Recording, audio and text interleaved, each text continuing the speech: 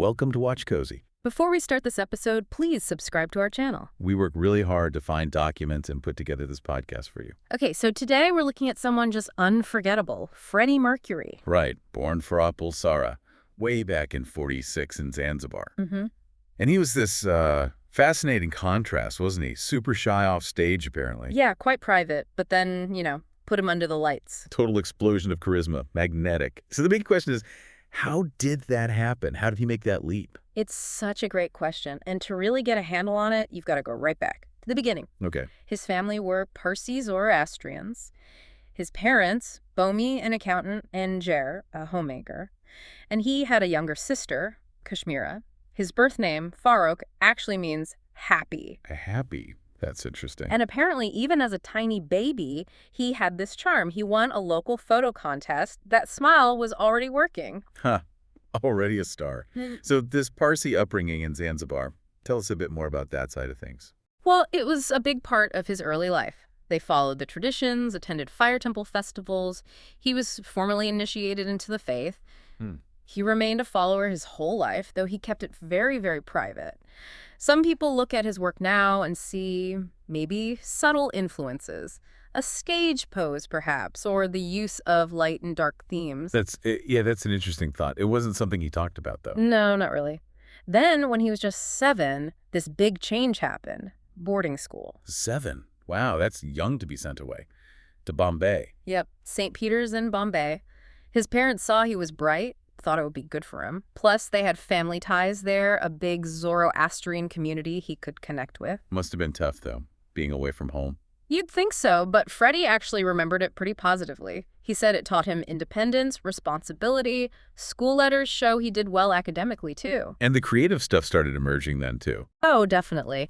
He loved drawing, apparently was always giving sketches away, but music that really took hold. Singing in the school choir was a big one. Ah, the choir. Yeah, and he was so good, the principal actually noticed, suggested piano lessons, and even helped sort out the finances for them.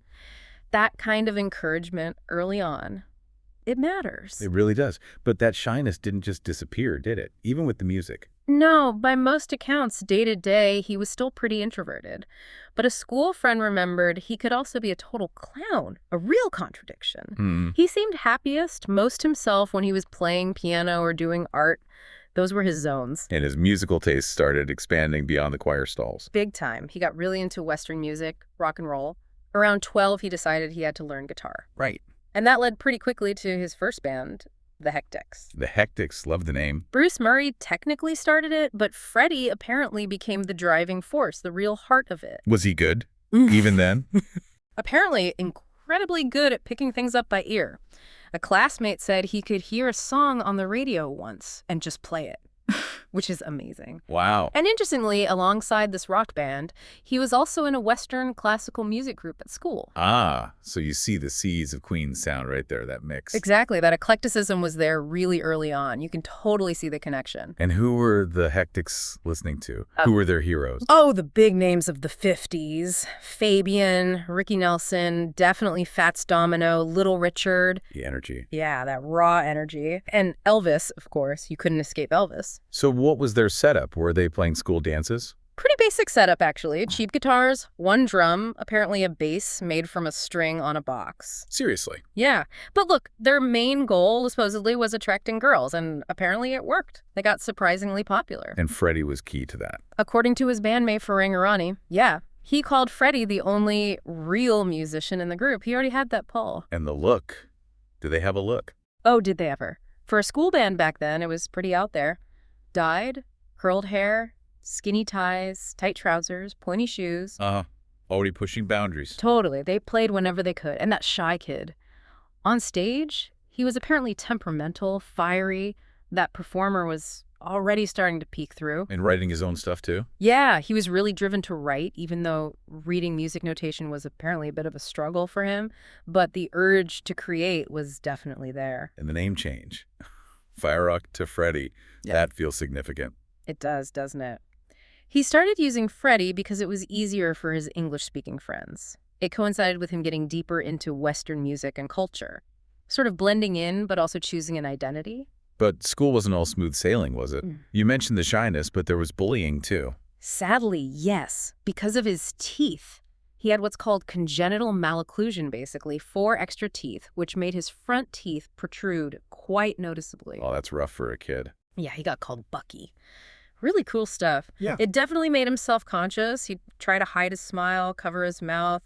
The mustache later on, that became part of hiding it too, ironically. Though some fans hated the mustache at first. God, kids can be awful. Mm. But he never got his teeth fixed, did he? Even later, when he could have. No, he made a conscious choice not to. He came to believe those extra teeth were part of his vocal power, that incredible 4-octave range. He thought they gave him a bigger palate, more resonance. Turning a source of pain into a perceived strength. That's quite something. It really is. So he finished his piano course successfully, but actually failed his final secondary school exams. Oh, really? Yeah. And then bigger changes were coming. The whole family moved to England. Why the move? Political turmoil in Zanzibar in 1964. Things got very difficult for Indian residents. They basically had to leave quickly. Freddie was 16. They ended up in Feltham, West London, initially with relatives. 16. That's a tough age for such a massive upheaval, moving across the world. Huge adjustment. He had mixed feelings. He'd seen real poverty in India, and England felt different, maybe more materialistic in some ways. His style changed again, big hair, torn jeans. He adapted, though. That charisma was still there.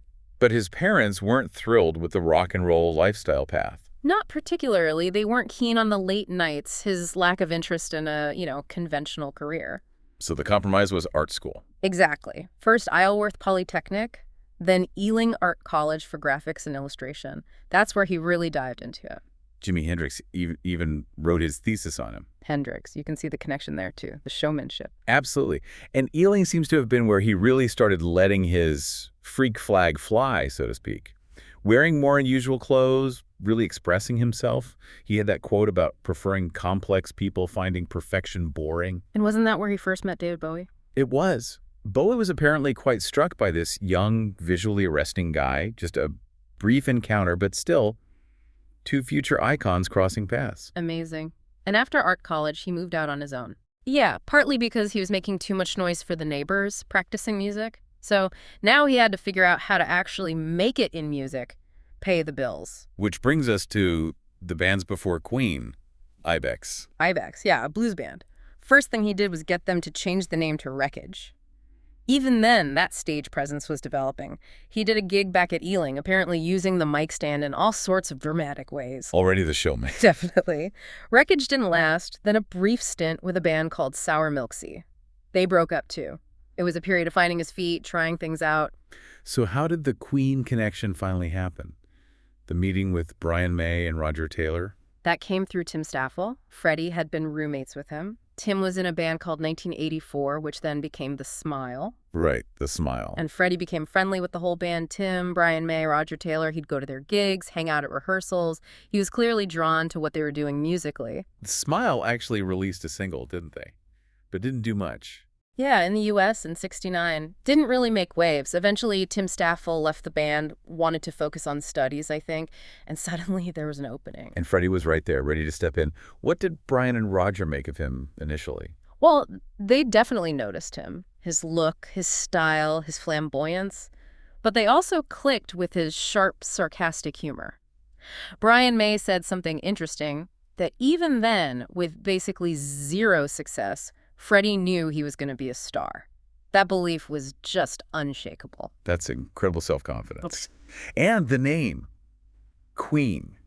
That was Freddie's idea. Absolutely. He took the reins pretty quickly, suggested Queen. He said it was strong, simple, majestic, very him. It captured that grand ambition, that sort of regal, theatrical thing he loved. Perfect name for them.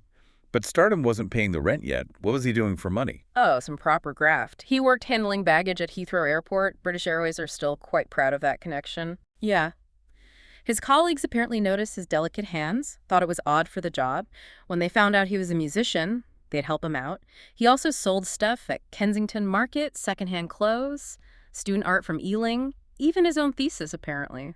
Roger Taylor was doing that with him, too. Selling his thesis. Wow. Yeah. Dedication. And didn't he run into Bowie again at the market? Yes. Second encounter. Story goes, Bowie was eyeing up some shoes he couldn't quite afford, and Freddie just gave them to him from his stall. A nice little moment. Those early connections seem so important.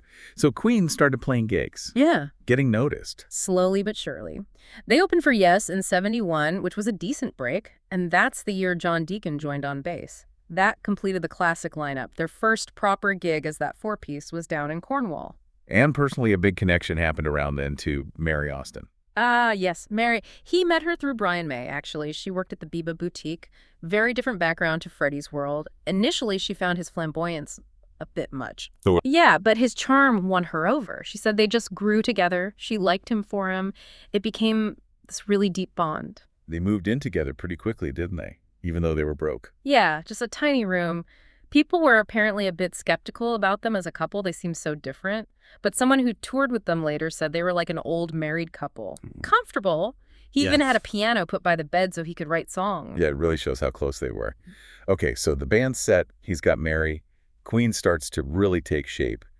How much was Freddie steering the ship, image-wise? Hugely. His theatricality was central. He was mixing that natural charisma with influences like Hendrix, Bowie, adding bits of glam rock, Led Zepp vibes, even progressive stuff like... Yes. Yes, he was the architect of their whole image, really. And the logo. He designed that famous crest himself. He did. Used his Ealing skills. It's got all their star signs crabbed for Brian, 2 lions for Roger and John, 2 fairies for Freddie himself. Fairies for Freddie. Yep.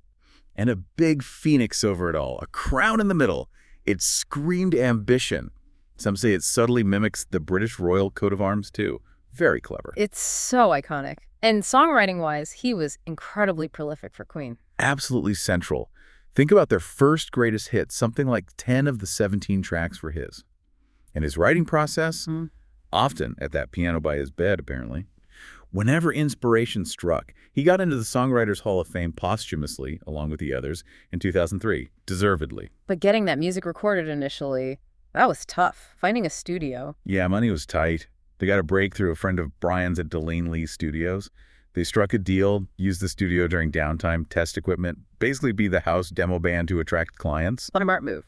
Result. But definitely got their foot in the door. And even then, Freddie's personality made an impression. Roger Taylor's mom apparently loved him, thought he was surprisingly neat. Meet Mr. Rock and Roll. Yeah, and he had this trick for his clothes. Instead of folding them, he'd lay them flat under his mattress, used his body weight as an iron overnight. That's brilliant. And 1973 was the year he officially became Freddie Mercury. That's the year. Brian May said the name came from a line in Freddie's own song, My Fairy King. Mother Mercury, look what they've done to me. That sparked it. He legally changed his name from Farrokh Bulsara that year, fully embracing the persona. A real transformation. So the first album comes out. Right. They signed with Trident Studios. Recording was still a bit piecemeal, fitting in when the paying artists weren't there. But they got it done. And the debut album, just called Queen. How did it land? It wasn't an overnight smash hit, but it put them on the map. Had Keep Yourself Alive, 7 Seas of Rye, and famously, the sleeve said no synthesizers. People thought their layered guitars and vocals were synths. They started touring properly off the back of it. They were quite careful about record deals, though, weren't they? Didn't want to get ripped off. Very wary. Freddie called label bosses show business sharks. They took their time, wanted a deal where they weren't just treated like any old band. They had a vision. And the live shows were already becoming legendary. Oh, yeah. They were causing a real stir in Britain. Freddie's voice, his totally over-the-top stage presence, it was electric. They were consciously mixing heavy metal power with glam rock style. It was exciting. He tried a little solo thing around then, too, didn't he? Under a different name. He did, yeah. Larry Lurix recorded a couple of covers for Trident. I Can Hear Music Going Back. Didn't really go anywhere commercially. His focus was Queen. And Queen was definitely picking up steam. Album number 2, Queen 7, came pretty quickly. Yeah, 1974, hot on the heels of the first. You can hear them developing. It's a real mix, ballads, folk, pop, blues, heavy stuff, rock. They were searching for something unique, and those harmonies were becoming their trademark. First U.S. tour with that one, too. Queen 7 had that interesting structure, the black and white signs. Right. Side black was generally the heavier, rockier stuff. Side white, more melodic, maybe more pop-influenced. The cover reflected that, too, that iconic black and white shot by Mick Rock. The Singing Heads photo. Exactly. Inspired by Marlene Dietrich. They used it again for the Bohemian Rhapsody video. It became so famous. And then the breakthrough album, Sheer Heart Attack. That was the one. Also, 1974, suddenly they were huge. Killer Queen was the single that did it. Ah, Killer Queen. Great song. Massive hit internationally. UK #2, top 15 in the US. Freddie apparently wrote the lyrics first for that one before the music, which was unusual for him. They'd arrived. It really felt like he knew exactly how to connect with an audience by then. He really did. He understood how to use his talent. People were just drawn to him. And the band's image helped. The spandex, the ballet shoes, the hair. It was provocative, different. Combine that with those wild shows, boom, popularity exploded. A journalist even wrote in '74 that Freddie already saw himself as a star. He was living it. And the mic stand thing, the half stand that started around then? Yeah, it became his signature. Apparently happened by accident. The stand broke mid-show. He just carried on with the top half, liked it, kept it. Iconic. But money was still an issue, even with hits. Yeah, that Trident contract wasn't great for them financially. They eventually managed to get out of it, hired John Reed, Elton John's manager. Right. Reed basically said, you guys make the music, I'll handle the business, which freed them up. To Make a Night at the Opera, 1975. Game changer. Absolute game changer. Superstardom. They spent months on it. Everyone contributed songs. They'd found their sound. And the centerpiece. Bohemian Rhapsody. Nothing like it before, really. 6 minutes. Rock, opera, ballad, all smashed together. Showcase Freddie's voice perfectly. He apparently conceived the whole thing himself. The band called it Fred's Thing. Fred's Thing? They recorded their parts separately, not even sure how it would fit together. It's like 6 songs in one, no real chorus. And the video was revolutionary, too. Must have seemed like a massive risk, that length alone. Oh, huge. Freddie played it for Kenny Everett, the DJ, before release. Everett was like, no, way too long. Then he heard it, completely changed his tune, said it would be #1 forever. And he was pretty much right. But radio stations resisted at first. Totally. Yeah. Too long for playlists. But Freddie wouldn't cut it. Not 1 second. He believed in it. Said something like, we go beyond what's allowed. That's Queen. Sticking to their guns. And it paid off. Massively. Phenomenally. #1 in the UK for 9 weeks. Top 10 in the US. Guinness Book of Records called it the best song ever in 2002. Just immense. The tour after that must have been insane. Absolutely wild. Japan, especially, was a revelation for them. Brian May talked about the level of fanaticism, like Beatlemania. They suddenly felt like proper global superstars. And didn't Freddie bring his mom on that tour? He did. There's a lovely story. Before one show, he got the whole audience to hold up lights for her, then dedicated Love of My Life to her. He really fell in love with Japan, too, got deep into the culture, had a Japanese-style room at home. That's really sweet. And financially, things must have finally been sorted by then. Oh, yeah. After sorting the contract issues, the money started rolling in properly, and the hits kept coming. A Day at the Races, News of the World with We Are the Champions, We Will Rock You. Absolute anthems. Then The Game. A Day at the Races got mixed reviews, funny enough, even though it topped the charts, but they were unstoppable. And he fulfilled a personal dream around then, too, performing with the Royal Ballet. Yeah, 1979, a charity gala. He performed Bohemian Rhapsody and crazy little thing called Love with them. He'd always wanted to do something like that. But all this fame, it brought more media intrusion into his private life. Inevitably. It really intensified. He found it tough. Interviews became rarer, and you could sometimes sense a sadness there. And his famous temper started causing a few ripples for the band's reputation, too. It sounds like Queen became a big business, not just a band. Exactly. Freddie himself said they'd become businessmen. He started producing other artists, dabbled in other ventures. He felt his serious approach to work sometimes made him seem difficult or quarrelsome. And his relationship with Mary Austin? That changed too, didn't it? It evolved. They were together romantically for about 7 years, incredibly close. He even proposed Christmas, ring inside multiple boxes, apparently. Yeah. But things shifted. Mary sensed it. When she asked about marriage, family, he struggled. Eventually, he told her he was bisexual, though Mary later felt he was actually gay. That must have been incredibly difficult. But they stayed close. Incredibly. The romance ended, but the friendship deepened, if anything. Lifelong devotion. He bought her a house nearby, always called her his wife, left her most of his fortune and garden lodge. Godfather to her son. He said no other lover could replace Mary. She was his only true friend. That's a powerful bond. And after Mary, he had relationships with men. Yes. Several significant partners like Paul Prenter, Winnie Kirchberger, Joe Finelli, Tony Baston. But he also had relationships with women, too, an affair with actress Barbara Valentin. And more casual encounters, especially on tour. So he explored different facets of his sexuality, but he never spoke about it publicly. Never. Likely worried about his career, the band's image, societal attitudes back then.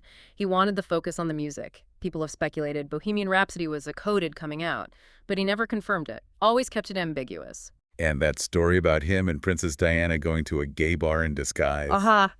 Yes, Cleo Rocos tells that story. Diana in an army jacket, cap, sunglasses, hitting the Royal Vauxhall Tavern with Freddie and friends. Quite an image. Definitely paints a picture. And he certainly enjoyed the fruits of his success, didn't he? The luxury. Oh, absolutely. Loved extravagance. That infamous 41st birthday party, huge art collection. He said spending money was exciting, but generous too. Apparently redid his sister's kitchen for her. And he had close friendships within the industry. Elton John, for instance. Very close with Elton. Elton credits Freddie with encouraging him to go to rehab, basically saving his life. They had drag queen nicknames for each other, Sharon and Melina. Sharon and Melina. Brilliant. And nicknames for the rest of Queen, too. Busy schedules meant they didn't see each other constantly, but when they did, they'd talk for hours. A really strong bond. Then in the early 80s, another image shift for Freddie. Yeah, ditched the leotards, shaved the mustache for a while, different hair. The music evolved, too, exploring different sounds. Still massive shows, though. The Game album in 1980 had jazz touches, became their only U.S. #1 album. Wow, only U.S. #1. Yep. Huge world tour followed. But Freddie started saying he was getting tired of touring. The others didn't quite believe him at first. And by 82, the band took a break. Tensions were rising. Seems so. Brian May admitted later they kind of hated each other a little bit then. Just worn out by the attention, solo projects pulling them in different directions. Freddie felt the routine was killing their edge. Needed space. The four-headed Hydra, as they called themselves, was feeling the strain. Exactly. Still connected, but individual ambitions creating friction. So Freddie used the break to properly launch his solo career. Starting with? Working in Munich. First solo single was Love Kills in '84 with Giorgio Moroder for the soundtrack of the restored film Metropolis. Right. Didn't that get nominated for a Razzie? It did. Worst original song. But it was still a top 10 hit in the UK. So, swings and roundabouts. And the Michael Jackson collaborations. What happened there? They worked on a few tracks together. State of Shock, There Must Be More to Life Than This, Victory. This was early 80s, but schedules clashed. It all just fizzled out. Shame. Yeah. Jackson eventually released State of Shock with Mick Jagger. Freddie put a version of There Must Be More to Life Than This on his solo album. There were rumors about llamas in the studio and other tensions, but who knows. And the big one, Under Pressure with Bowie. Ah, yes. Massive hit. Apparently some creative back and forth in the studio, but the result was fantastic. UK #1 for both of them. Bowie really admired Freddie's stagecraft, said he took it further than anyone, and admired his confidence in tights. Huh. Then Freddie's first full solo album, Mr. Bad Guy, in '85. That's the one. Couple of tracks from it, Made in Heaven and I Was Born to Love You, were later redone by Queen for the posthumous album. Oh, interesting. And the dedication on Mr. Bad Guy is quite funny, dedicated to his cats. He adored them. Yeah. Used to call home just to talk to them on the phone when he was away. That's sweet. Did he really want a solo career, though? Roger Taylor thought maybe not deep down. Said Freddie missed the band dynamic, but the album did okay in the UK charts. So mid-'80s, Queens were kind of elder statesmen by now. Maybe less huge in the U.S., but still massive globally. And then Live Aid. July 13th, 1985. Just iconic. Queen's 17-minute set at Live Aid. Global audience, all the stars. And a Queen just absolutely owned it. Many people say they stole the show. It was electrifying to watch, even on TV. Totally. Freddie was apparently really proud to be part of it, raising money for Ethiopia. The band were nervous beforehand, apparently worried about the sound, the massive crowd. But Freddie, he just connected. Simple outfit, but he had that whole stadium in the palm of his hand. We will rock you in unison, chills. Exactly. It gave them a huge boost, reignited interest. Yeah. And directly inspired the song One Vision. And soon after Live Aid, he met Jim Hutton. Right. Met Jim, an Irish hairdresser, in a gay bar. They ended up being together for the last 6 years of Freddie's life. Jim said their first meeting involved a very blunt question from Freddie. Oh. Jim didn't even know who Freddie was at first, and apparently preferred meteor men, but the attraction was there. Freddie pursued him, and Jim moved into Garden Lodge in '86. So Jim became a constant presence. Very much so. He ended up working as Freddie's gardener. Freddie tried to keep that relationship somewhat separate from his family's view, but Jim was his partner, his carer right at the end. Jim wrote a book about it later, Mercury and I. In '86, Queen did their last tour with Freddie, the Magic Tour. Yeah, supporting the A Kind of Magic album. Back at Wembley again, huge crowds. Freddie's health was starting to decline, but on stage, still incredible energy. The final show was Nebworth, August 9th, '86.